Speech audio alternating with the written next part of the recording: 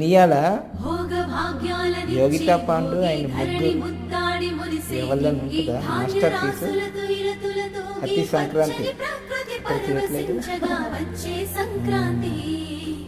దినియాల నువ్వు చేసినంత పని కానీ ముగ్గు కానీ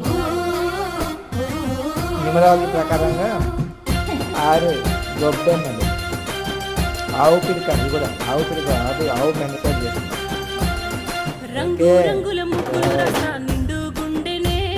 సంక్రాంతి.